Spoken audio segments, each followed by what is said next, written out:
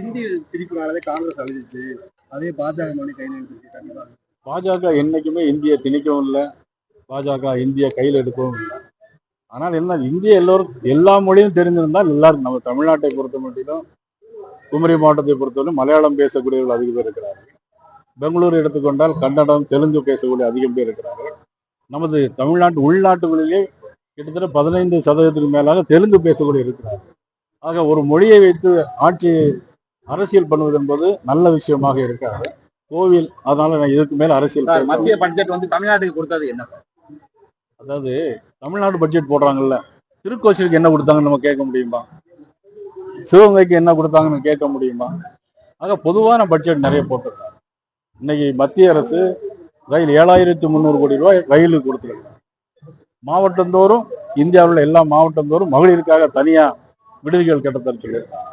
40,000 கோடி ரூபாய் செமிகண்டக்டர், அதில் தமிழ்நாட்டுக்கும் பங்கு இருக்கு. 10,000 கோடி ரூபாய்க்கு மேல மருத்துவத்துறையில், அதுல குறிப்பாக ஆயுர்வேத துறைக்கு, ஆயுர்வேதமே தமிழ்நாட்டில் தான் இருக்கு. ஆக 10,000 கோடி ரூபாய் கொடுத்துருக்காங்க. திருச்சி விமான நிலையம் 650 கோடி ரூபாய், தூத்துக்குடி விமான நிலையம் 350 கோடி ரூபாய், இதெல்லாம் தமிழ்நாட்டுக்கு தானே கொடுத்துருக்கு. சரி, இது எல்லாத்துக்கும் மேலாக ஒரே ஒரு அறிக்கை நான் கேட்கிறேன், தமிழக முதலமைச்சரை பார்த்து கேட்கிறேன். இன்னைக்கு எல்லா வீடுகளுக்கும் ரேஷன் பொருட்கள் கொடுக்குறாங்க. இது தமிழ்நாடு அரசாங்கம் கொடுக்கக்கூடியதா? முதலமைச்சர் இதுக்கு பதில் சொல்வாரா? இது மத்திய அரசு கொடுக்கும். ஆக தமிழ்நாட்டுக்கு கொடுக்கலன்னு ஒரு கோயப்பல் தத்துவத்தை சொல்லிக்கொண்டே போனால் எப்படி அது சரியா? நீங்க மட்டும் ஒரே கேள்வி, எல்லா ரேஷன் கடையிலையும் பொருட்களையும் மத்திய அரசு கொடுக்கும். பிரதமர் மோடி அவர்கள் கொடுக்காங்க, பாரதிய ஜனதா கட்சி ஆட்சியில் இருக்கும்போது கொடுக்கு. ஆனா இவங்க ஒண்ணுமே கொடுக்கல அப்படின்னா என்ன செய்ய முடியும்?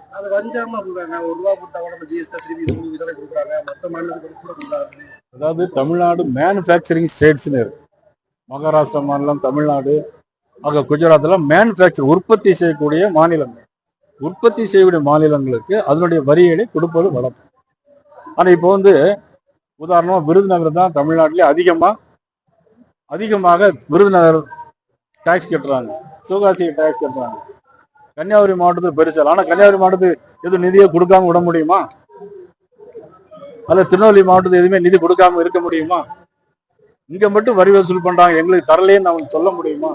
இதெல்லாம் ஒரு பொய் குற்றச்சாட்டு. கனிமக்காரிடாரை கொள்ளையடிக்கக்கூடிய திட்டம் தென் மாநிலங்களை இந்த கனிம வளத்தை கொள்ளையடிக்கிறதே திமுக தான். நீங்க இன்னைக்கு கணக்கு எடுத்து பார்த்தா திருநெல்வேலி மாவட்டத்துல அல்லது எந்த மாவட்டத்துல, திருவள்ளூர் மாவட்டமா இருந்தாலும் செங்கல்பட்டு மாவட்டம், அவ்வளவுமே கனிம வளத்தை கொள்ளையடிப்பு யாரு? திமுக காரங்க. யாராவது ஒருத்தர் இல்லைன்னு சொல்ல முடியுமா? நான் பட்டியலிட்டு சொல்ல தயார். முதலமைச்சர் சொல்வதற்கு தயாரா? இங்க இருந்து கனிம வளத்தை கொள்ளையடித்து கேரளா கொண்டு போறாங்க. கேரளாவில் எல்லா வேஸ்ட் மருந்து கழிவுப் பொருட்கள் எல்லாம் எடுத்துக்கிட்டு நம்ம தமிழ்நாட்டில் கொட்டுறாங்க. நம்ம முதலமைச்சருக்கு வேண்டிய நண்பர் தான் கேரளாவில் முதலமைச்சரா இருக்கார். ஆனா அவர் இங்க இருந்து நல்ல பொருட்கள் எடுத்துட்டு கழிவு பொருட்கள், மருந்து பொருட்கள் இருக்குல்ல, ஊசி அதெல்லாம் போட்டு எல்லாம் கழிவு பொருட்கள் பூரா தமிழ்நாட்டுக்கு கொடுங்க. இதை முதலமைச்சர் நிப்பாட்ட சொல்லுங்க.